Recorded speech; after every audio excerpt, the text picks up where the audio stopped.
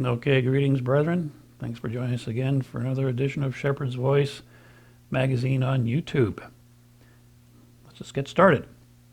So we're just going to continue part two of I think it could be a 3 or 4 part series on the great scope of the gospel.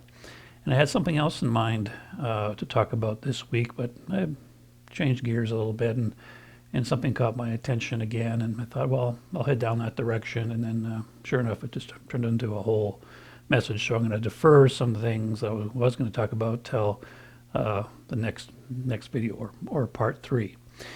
So in 2020, Kim and I, we drove up to the Wisconsin Dells and went to a small feast site there. We enjoyed it. We only were able to stay there 3 days, but we met some people that we've never would have encountered otherwise. So it was good to meet new people in the faith. We're keeping the feast site, and again, it was relatively small, and we enjoyed it. And I had a chance to talk to some of them who identify, as I understand it, identify with the Hebrew roots movement. I got to know them and what they believe and these kinds of things. And one gentleman suggested I look at something called 119 Ministries. It's a website that is a Hebrew roots website.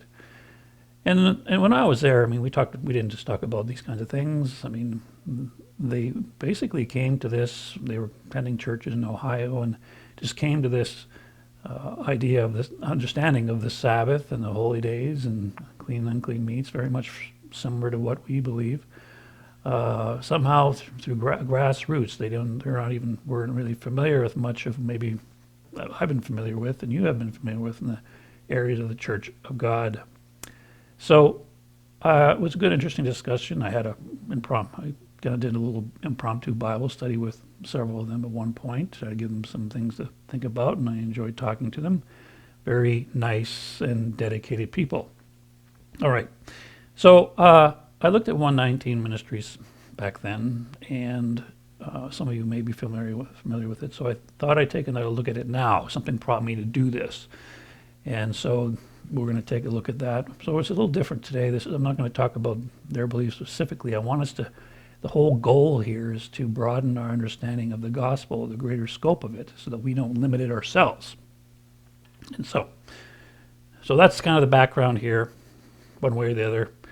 I'm just going to read something here from them, from 119 Ministries. It's a video. It comes from What We Believe link. I mean, you're welcome to go there and take a look yourself. So it's a video, and the gentleman is doing I don't know his name. I don't even think they say his name. Who's doing a lot of series of videos on there, but there was a 7-minute introduction to their ministry.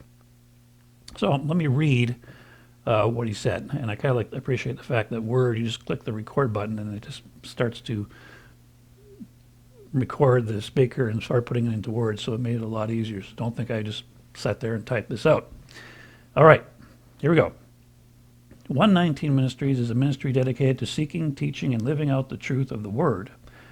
Our purpose is to seek and bring the truth to all nations, unlearn false doctrines and traditions of men, and equip the body to live and practice the Word of God as originally intended. That sounds fair enough.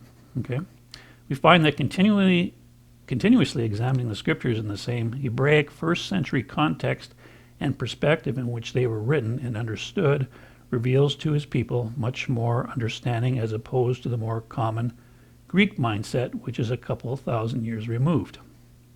We firmly believe in testing all doctrine to his word and only holding on what is good. Any belief that may fail such a test, regardless of the particular doctrine origin or even its popularity, is systematically rejected. Okay? And then he says at some other point, we welcome friendly and truth-seeking engagement from fellow believers in his perfect word. As we believe iron sharpens iron, we expect to challenge you and also desire to be challenged. So that seems fair. That generally seems fair. But there's one part in this earlier text I was reading that kind of caught my attention, which we're going to go to, and it's going to launch us off here. We find, this is in the middle here, and I bolded so I can find it quickly. We find continuously examining the scriptures in the same Hebraic first century context and perspective in which they were written and understood reveals to his people much more understanding as opposed to the more common Greek mindset. So as soon as I heard that, it sort of caught my attention. It just didn't, there was something about it that was like, I'm not sure I fully understood what he was saying. And we can kind of flush that out in a minute. So the question becomes, if that's true, the same Hebraic first century context and perspective in which they are written and understood. Okay, so what's the question? Here's the questions that come to mind when that is being stated. Well, what was the environment or perspective of the first century church? What was it? Is there something we are missing in our experience with God or our understanding of God using the Greek texts or some element or of the mindset of the Greek culture? Is there something? Are we missing something here in our experience with God? Do we find more understanding and more meaning? Was the New Testament written in Hebrew originally? Now, I'm not quite sure what he's saying, but in my look into the Hebrew roots movement, it's been said that they claim that the New Testament was originally written in Hebrew and then translated into Greek, and that's the claim. So it suggests here that that's what he believes, the same Hebraic first century context, looking at the scriptures from the same Hebraic first century context. Perhaps that's what he believes. So it was a little confusing to me. It's like, well, what do you mean that the New Testament was written in Greek, and then the Old Testament was written in Hebrew?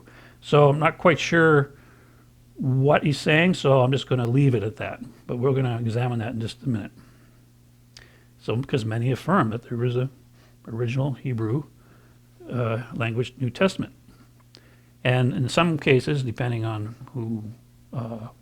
The Hebrew roots is not a centralized belief system, by the way, so some believe differently than others in different parts of the country and elsewhere and throughout the world, but in some case depreciate the existing New Testament text written in Greek. So that's just some of the background. You can always research all this yourself. I'm just trying to take us to a point here very quickly as I can. The Hebrew roots movement is a growing group of people, as a matter of fact. And I believe they're growing quite rapidly. And it really started because of the internet. All right? There are many different diverse Hebrew roots assemblies, and with variations in their teachings, as I say. They all adhere, though, to a common emphasis on recovering the first century Hebraic interpretation of Christianity. And some, I guess, they believe that Christianity has been indoctrinated with the culture and beliefs of Greek and Roman philosophy. Okay? So are they right about this? So the reason why I would spend any time looking at this at all is because a lot of beliefs in the Hebrew roots movement is very much overlaid with the Church of God, the Sabbatarian Church of God that you and I are familiar with. We keep the Sabbath, we keep the holy days, we keep clean and unclean meats. We understand that the law the law is still in effect in our lives. We just don't throw it all out. We don't keep these holy days or these holidays, or Christmas and Easter and these kinds of things. So there's a lot of overlap there. And if you read their generic doctrines, we understand that Jesus Christ will come again and establish his kingdom. So we're very much, there's a lot of overlay there. So that's what I want to take a look at, or why I want to look at what their teachings are a little closer, because they are growing quite rapidly, and they're growing, some of them many of the followers of Hebrew roots or identify with Hebrew roots just came to it all of a sudden. And some of them have left the Church of God or are still part of the Church of God, but very much follow a lot of those teachings. So, I just saw just a few days ago, or 2 days ago, I guess a podcast. I looked through the Facebook feed, and there was two ministers talking to each other, a video, and they had the guest, and they were talking about the Hebrew roots. These are younger ministers in the former organization that I belong to, and they've been at it. They've been with that group for 20 years. But they at one point mentioned, and I believe this is correct from what I can see, I mean, there's close to 250,000 people in the United States that are identified with Hebrew roots, and they're growing quite rapidly. But what I was seeing is that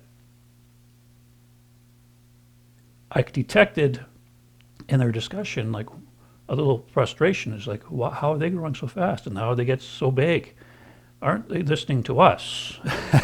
Kind of thing. We've been teaching this thing for decades. We've been teaching this for decades, and all of a sudden, these groups, this Sabbath, these people embrace the Sabbath, they embrace the holy days, and we've been doing this on TV and magazines and putting all this time and effort into it, and comparatively, they have much less to show for it in terms of numbers, because I know recently one of those same ministers told me, we're increasing, and our numbers are increasing, and we have 21,000 app downloads. But if you look at 250,000 just in the United States, I think, okay, it was like 300,000 worldwide 6 years ago, and it's still growing. That's because the people I met at that feast, they just got started with it. So it is a growing body of, let's say, believers. So I can sense like what's wrong with us, because their organization is not even 1% of that. So how come we can? So the frustration is, why can't we capture all this and grow our organization, which is largely really what's the background behind it. But enough of that. So I can understand how someone who realizes that they look at their past Christian belief system and see, realize all the pagan and secular influences that they had in the mainstream, how they look at it and go, this was all wrong. This is false religion, false worship. So Hebrew roots can be a very attractive consideration. Some get compelled to go further and further into Judaism and its practices and its words and traditions, and seeking a purest set of beliefs and manner of worship. Now one can understand that. I mean, we want to be able to worship God in spirit and truth. We want to get rid of these negative influences or secular influences that might be impacting our worship practices, or some deception, as he states out here. We want to stick to the true truth and just systematically reject anything that's not true, no matter how popular it is. And we can go along with that, and I think we can relate to a lot of that. So, but we're talking about the great scope of the gospel. And in the best of our ability, we want to ensure we don't go too far in some direction either. And I believe that as we go through some of the discussion here, you'll see what I mean going too far with some of these things. We don't want to put any limitations on God and how he's achieving his goals for himself and for you. So in one sense, the lesson here isn't telling you don't become a Hebrew roots person. That's not what I'm interested in. That's not the actually objective here. But I think there's something that helps us if we look at what they believe and what they've been teaching, to make sure that we're still aligned with God's perspective and the extent and the great scope of how he is working with people to bring all people to himself. We got to make sure that we always have that kind of thinking. So is there some influences we should or should not be concerned with that this individual is saying? Is there something about the Greek mindset, or something we're missing in our worship if we're not into Hebrew words and Hebrew customs, or some Hebraic point of view? Is there something we're missing? So again, the questions are, what was the environment perspective of the first century church? How much, if any, of the Greek culture and philosophies existed and did influence the first century church? Let's find, we're going to explore a little bit that today. Is there something we should know that remains to this day that, is influencing our relationship to God? Should we investigate these Hebraic and practices in the language? Because I know that we use it sometimes when we use different, Yom Kippur and different names for the holy days. We insert that in our language, and there's nothing really along those lines. So let's start simple with this. Let's just start a little simple. And I'm sure the folks over at 119 Ministries and the teachers there of the Hebrew Roots movement are aware of the Septuagint. Certainly they're aware of it. It doesn't seem like that they are something that they would gravitate towards or use. But at any rate, so that's the Greek translation, or a Greek translation of the Old Testament, right?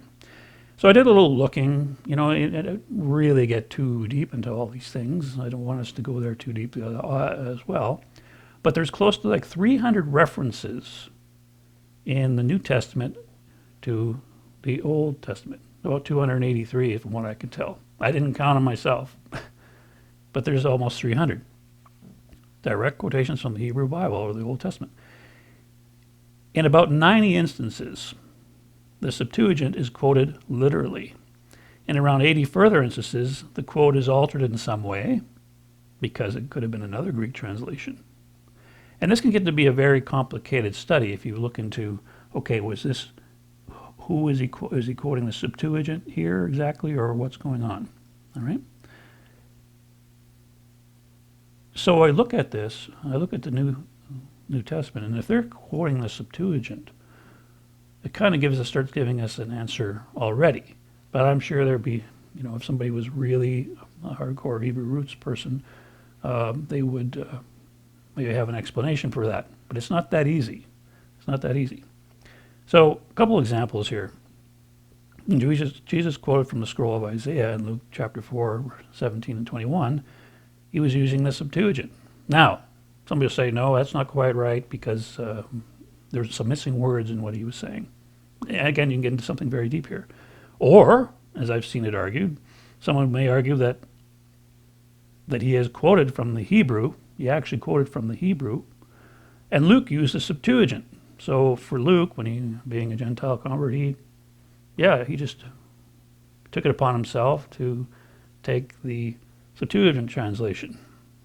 So I don't think he had a problem with the Greek, Luke, if that was going to be argued. So, and then we argue about the missing text. But there are some clear examples of Christ quoting the Septuagint. And here's one here. In Isaiah, he's quoting Isaiah 29:13, and we find it here in Mark 7, verses 6 to 8. And the Hebrew version says, their worship of me is made up of only of rules taught by men, with no reference to worshiping in vain. In the Septuagint version, it says, they worship me in vain. Their teachings are but rules taught by men. So Jesus here chose a Septuagint to quote from. So what's the problem with Greek? There's something about Jesus. Shouldn't he be warning us? You don't want to give us an example. Like, stick to the Hebrew. Stick to the Hebraic words in the interpretation, presentation. And it makes a difference why Jesus chose this, because it suits the context better, because the context of Mark 7 is not on worship, but on the way they were living and expecting others to live. So it's almost like today when we use different translations, it'll help get the point across better, yet we're not using something particularly false. So I typically quote the King James and others, but sometimes it helps to have another translation. Just saying. And I think Jesus Christ took advantage of that fact even back then. So should we say, well, only the Hebraic way is a better way of understanding, and saying that the Greek is just too far removed? So these are things I'm just putting up for us here to consider. So this idea of a purist Hebrew first century environment is really, to me, not realistic. And I'm going to go further with that. Because he says here, continually, this is what he said in that video presentation, continuously examining the scriptures in the same Hebraic first century context and perspective. All right, perspective. Okay, what does perspective mean? Generally, we know what it means. But I just took a little definition here that could help us move me, or at least help me move along. A particular attitude toward or way of regarding something, a point of view. So perspective is a point of view. So a particular attitude toward or a way of regarding something.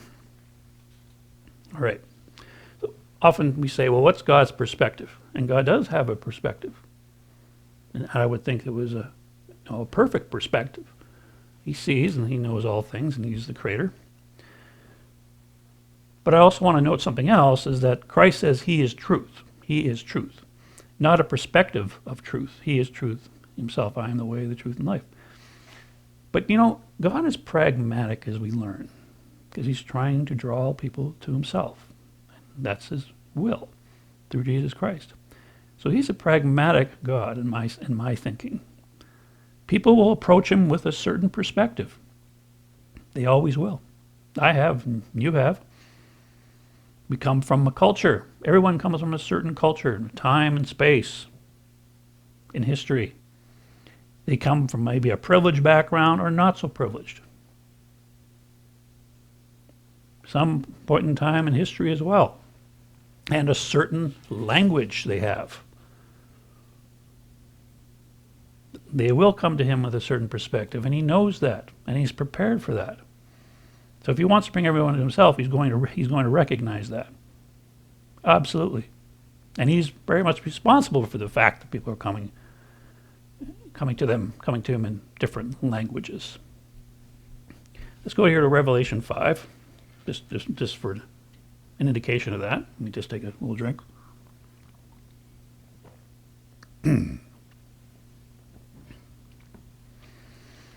Revelation 5 and verse 9, this breaking into the text. You are worthy to take the scroll and to open its seals, for you were slain, and you have redeemed us to God by your blood, out of every tribe and tongue and people and nation. You have made us kings and priests to our God, and we shall reign on the earth. So they're singing a new song. Every tribe and tongue, language, and people, tribes of people, and nation. And when they were singing the song, what language were they using?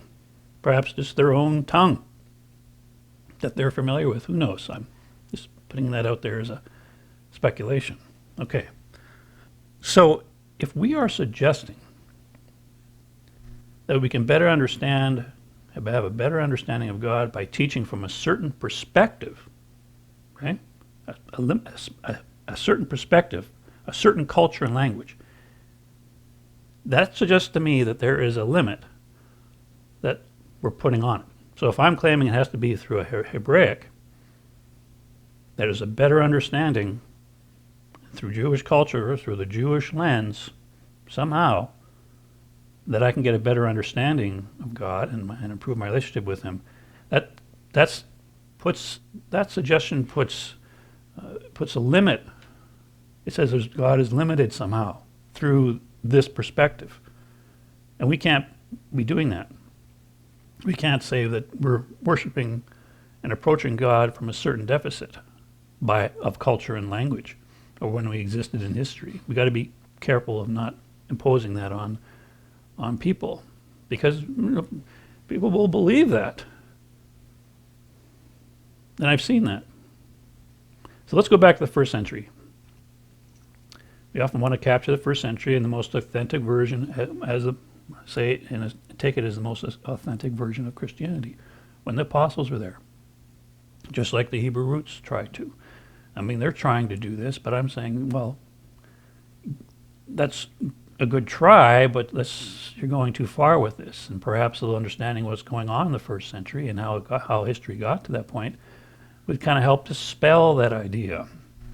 And that's what I'm hoping to do today. And this is not about preaching against Hebrew roots. It's helping us understand things a little in a broader perspective, taking what they're saying and saying, well, is it true? I mean, it's a worthwhile exercise. Is it worth? I think it is. So you may be familiar with the term or expression Hellenistic Judaism. When we look back at the first century, that's what you're going to find a lot of. It all depends on certain areas of the region that people were living, or the Jews were living.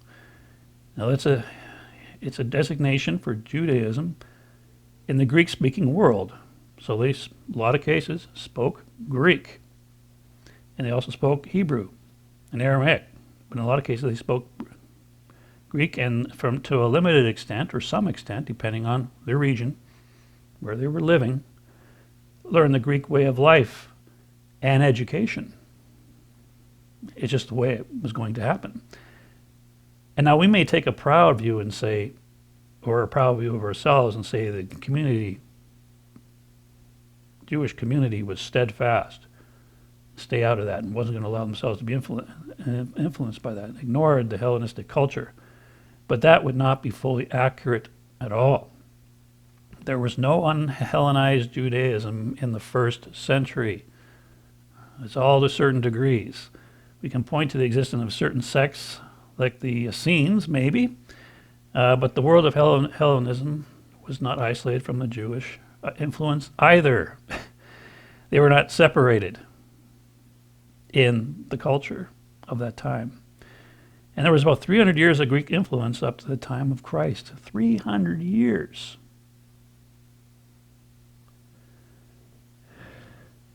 The Jews of the diaspora were certainly influenced by Greek culture and language. Hebrew was maybe even been limited in some areas. But it can certainly be argued, it can be well argued, that Judaism was Hellenistic. 300 years. And we can try to fight for the purest point of view, the point of view we want.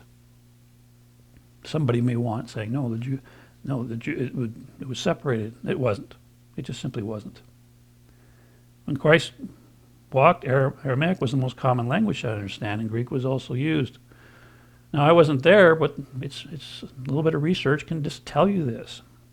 The sign about Christ as King of the Jews was in Hebrew, Latin, and Greek. You see that in John chapter 19 and verse 20. So if the Hebraic context and perspective is so essential, how could such a screwed up situation like this occur?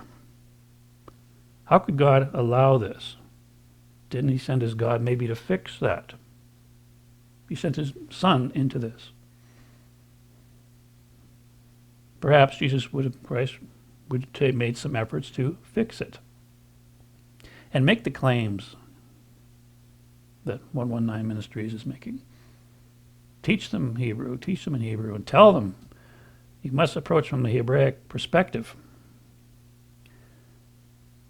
And perhaps he would have just spoken Hebrew. But the common language of the time was Aramaic, so he reached out to people this way.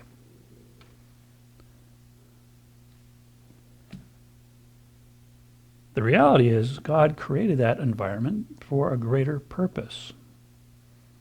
This Hellenistic Greek culture that infiltrated that whole region and beyond. He created that. He allowed that to happen for his purposes. And we can know this from biblical insight. Let's explore that. So where do we start? We'll start with Alexander the Great. He used Alexander the Great to create that condition. A new phase of Jewish existence occurred, going back around 300 BC. So let's talk about Alexander the Great. He is most commonly known for conquest, being successful, and he died young, but a very successful commander, king, or ruler. But he's known for conquest. Military genius, if you would. So he conducted a lengthy military campaign in Western Asia and northeastern Africa. And he was evidently taught by Aristotle at an early age. He's also known for other things. He's also known for cultural diffusion and syncretism, which included, as I said, Hellenistic Judaism. He spread the Greek culture with the dispersion of the Greek colonists throughout that world, creating a Hellenistic civilization.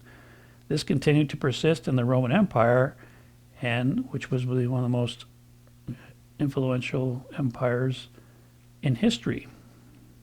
So was Alexander an instrument of God for the proliferation of Christianity? He was prophesied to come. If you look at Daniel chapter 8 and verses 5 to 7, he was that notable horn between the goat that was going across swiftly, and his feet didn't even touch the ground, but he was that notable horn between the goat's eyes and overcame the ram, which was the Persian Empire. Just came right through and did it. So he was prophesied to come. And oftentimes it's these beasts here and Daniel, and particularly this one, this is just a swift, cunning beast that was coming through here, and this was Alexander the Great. But we never discuss the other attributes that contributed to what God was doing and why God used Alexander for a certain reason. Because God ordained him and prepared him to do this. So as I've referenced From Babylon to America, this book by Dr. Samuel Angus, it's about 100 years ago he wrote it or so. But he was a very brilliant scholar, somewhat controversial in some areas, but he wasn't Sabbatarian or anything like that, but he did a book called The Environment of Early Christianity, and I found it, you can find it on Google Books, it's for free, it's very old, and they scan books in from people's libraries. So there's some handwriting on it, and I think you can buy copies of it now in some other way, but it's for free. So I found the book, I stumbled on the book through other means, and I thought, this is actually very insightful. He doesn't identify anything to do with Daniel. It's nothing to do with prophecy. But you can see what God is doing here. So, what did Alexander the Great do of the things that we're thinking about? What did he do to help proliferate Christianity? Well before Christ came. Okay, the world, here's some points that, I just really condensed these points here that Dr. Angus put together. The world he invaded was stuck in a rut. He tested its traditions when, in doing so, by invading and bringing in Greek culture, he tested its traditions and also examine how society became held together by new ideas of cohesion. Alexander and the Greek influences compelled the old world to think afresh. That's a good thing. He arrested the Oriental danger that threatened Western civilization. So there was Oriental pressure coming from the far, far east. So he put an end to that. And this would have prohibited the spread of the gospel. These things can all be looked through and discussed more, and if you're really interested in history and looking at these things. He also arrested the peril of the barbarians from the north. And when you look at what he's talking about, the barbarians from the north, who is he talking about? The Scythians, the Saka. And it's interesting, when you look at that, the crux of those who believe that Israel migrated north, the northern tribes went north, and then got identified later as Saka, which they say is sons of Isaac and all these kinds of things, really starts to, again, fall apart. Because these people here, they try to argue. I just saw a paper the other day. Some people I know out in British Columbia, they're really defending this idea and trying to show that they weren't barbarians in the north. They were advanced cultures. And they said that the Greeks and the Romans who wrote about them called them savages and barbarians because they felt that they were competing against them in that regard. They were competing against their civilization and their wisdom and all these kinds of things. Well, if you look at the book of Maccabees, there's a couple of references in there that the Jews also saw them as barbarians. So it's really just something to mention.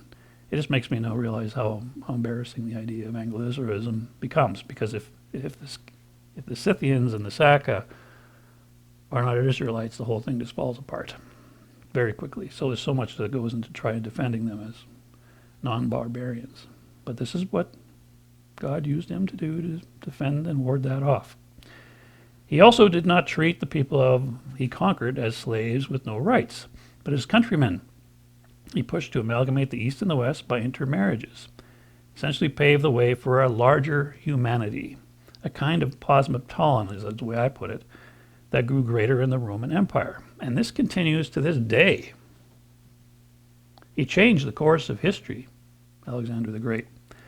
Without Alexander the Great, modern world would be a very different place, including America, and America may not have existed at all.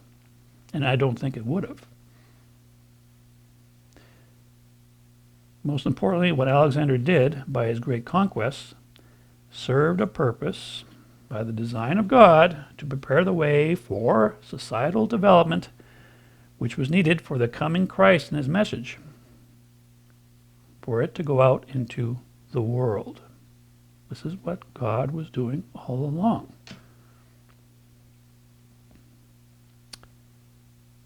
So, the Jews, under this rule, under Hellenistic society in general, for the most part lived contently under Ptolemaic rule at the time.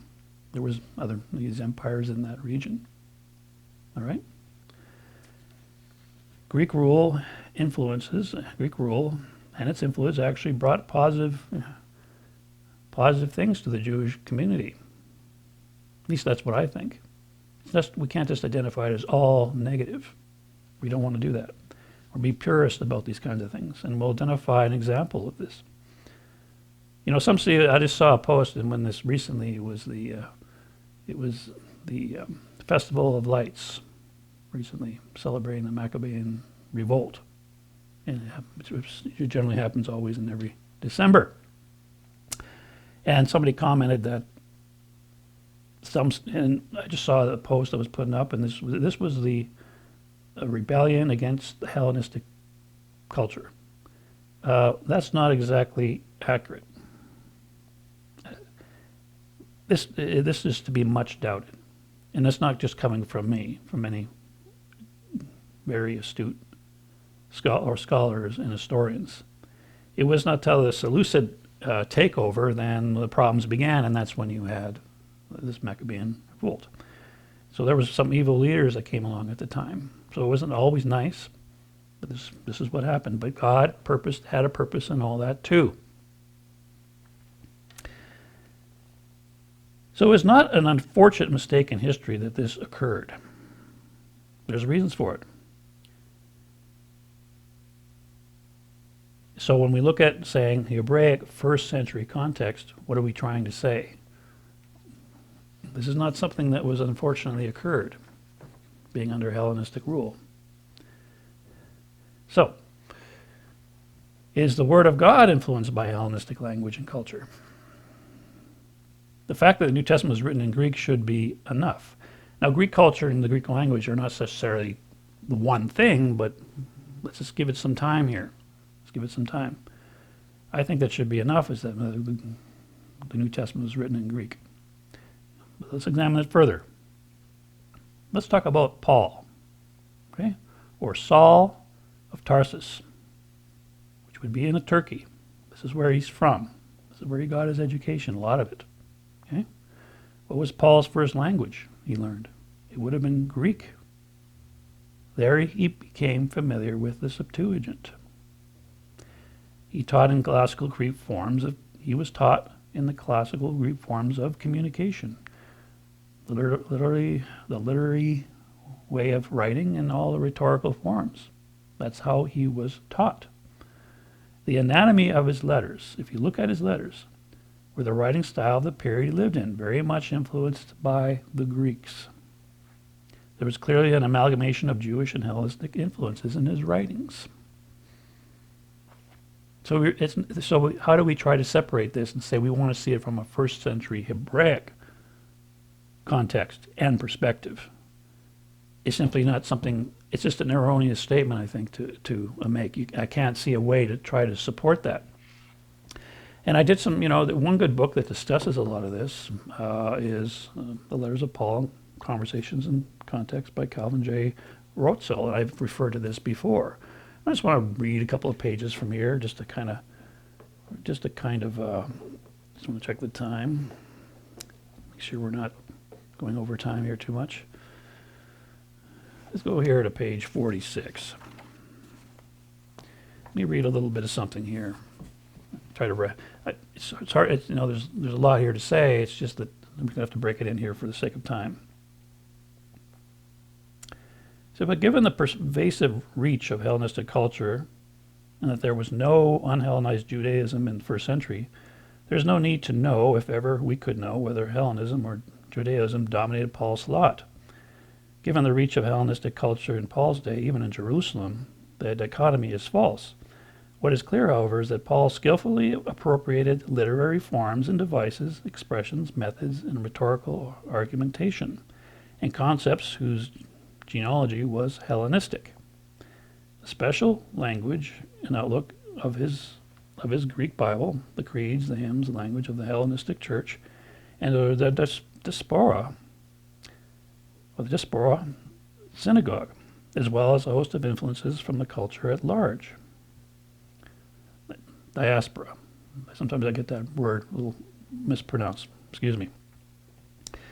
All informed Paul's thought to a significant degree. Yet in spite of his openness to the Hellenistic world, Paul was proud and loyal to his Israelite heritage, and the heritage shaped his identity in crucial ways. Paul's letters show that he vigorously claimed a location in that heritage. He said he was the Hebrew of Hebrews, right? And one other part here, and you can always find this book online. As much as Paul's background contained a dynamic blend of Jewish and Hellenistic elements, it is no surprise to find a mix of these elements in his language. The complex and dynamic stew may account for Paul's success in preaching his Jewish gospel to the Hellenistic world. Sensitivity to the history and interplay of these metaphors drawn from the Hellenistic and Jewish backgrounds and their functions in the letters will give interesting clues to exchanges between Paul and his churches, which is true. So we see that playing out. So he never abandoned his Jewish heritage. He was, like I say, in his own words, the Hebrew of Hebrews, as he calls himself. So as a whole, if we examine it all, when we go back, I'm going to quote Samuel Angus, Dr. Angus, one more time. When we step back and look at what's happened here, and I'm just briefly covering some of this. If we step back, I like how he put it. And I'm going to paraphrase it here in some way. But the Greek and Roman world, the world that Christ entered at the right time, was socially, politically, linguistically, morally, religiously, in a wonderful state to receive and proliferate the gospel.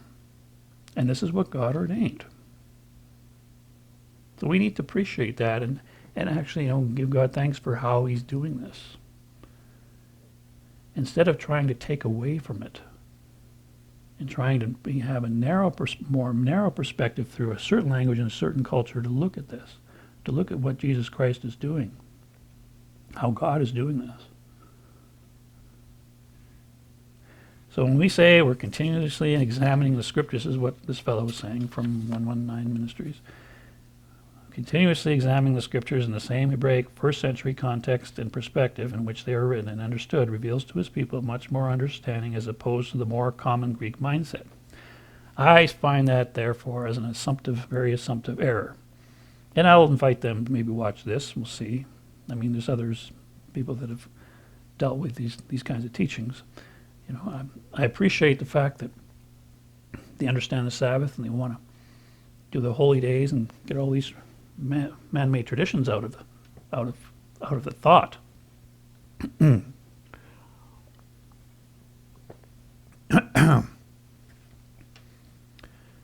But you can't elaborate on this to fix this.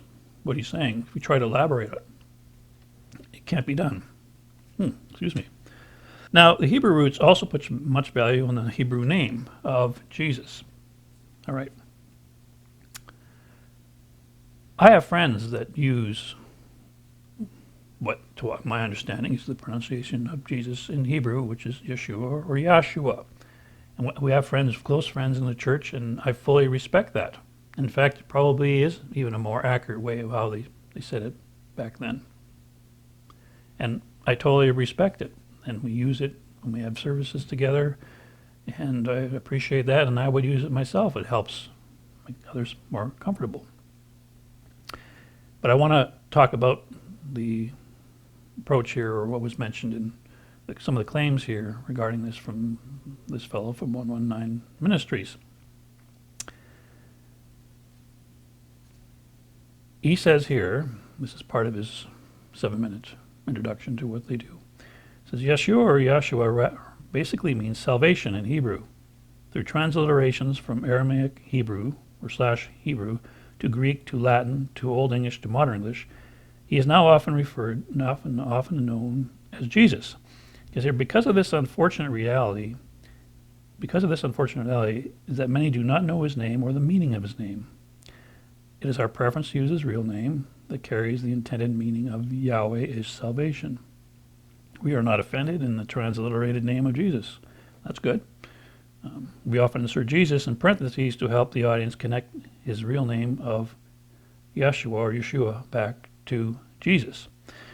Well, that seems fair enough, I guess, on the surface, and and that's what some of our friends do. They use Yeshua and they say /Jesus, or they say, and that's perfectly fine. But he says this. But he says because of this unfortunate reality. So again, we're looking at not trying to restrict people's worship or get them insecure about their worship in some form or some way. As he says here, and then he says, we place much value in the Hebrew language in his name. Yet, he says here, also realizing that many using our teachings might not be in the same place just yet. Sounds a little presumptive to me. All right. So we need to avoid the idea that the Hebraic or the pronunciation of a name of God advances a believer's relationship with him. We need to avoid this. And again, if this is what you have, you prefer Joshua or Yeshua, by all means, and that's perfectly fine with me. I perfectly respect it. If it makes somebody more comfortable, by all means, please do it. Now, I used to get a number of emails from people, one in particular, every week. I had to block him because he was sending links to everybody that the name is important. If you get the name wrong, it's going to somehow be negative on your salvation, or you may not be saved at all. So I had to block them. And at Shepherd's Voice magazine, we commonly got letters into the Ask Norm section about the use of God's name or sacred names. I was talking to a friend some years ago, and he was quite convinced that the name was important, and he still uses that name today, and we're still good friends. It has no impact between us at all. And we were just talking, and I said, well, and he mentioned, the letter J sound is not in Hebrew, and it probably isn't. We use the word Jesus. And what I pointed out to him is, I pointed one thing to him, is that, well, when I was baptized, I recall specifically, a gentleman whose name is Bill Fowler, he baptized me, and he said, in Jesus Christ's name. He used that thing. I said to him, is my baptism any less valuable or honored by God? And he said no. So I just want to we can't go too far with these things. That's the only point I'm trying to make. But what happened on Pentecost? I've written about this before. What happened on Pentecost? It was quite a strong message that was given that day. When the Holy Spirit was given, Jesus Christ sent a strong message and a signal to all those in generations to come with these tongues of fire. Tongues of fire. And the tongue is the primary mechanism in which we produce language, how our accent will be. It's the primary instrument in how we speak, right? So that's the point of this. The message that language will not be, it's kind of reversal of Babel, will not be a barrier to the expression of the gospel. Language is not to be a barrier. That famous message was heard, and then a quote here, Acts 2, verse 8. We heard in our own language in which we were born, not in their own language with added Hebrew words in there, or names. No language, past or present and future, has any insufficiency in expressing the greatness of God as far as he's concerned. That's the message of Pentecost. That's a big part of the message of Pentecost. How can we not see that? So why, again, narrow it and say we need to come from Hebraic, especially when all this value on the Hebrew language? God says, no, there will be no insufficiency in worshiping and me and delivering the gospel. This is something from God. Now, it doesn't come from me. So Pentecost was a signal to the world that language will not be a barrier to the spread of the gospel, period. So let's not put up barriers or suggest there is some, that there's better understanding with other language.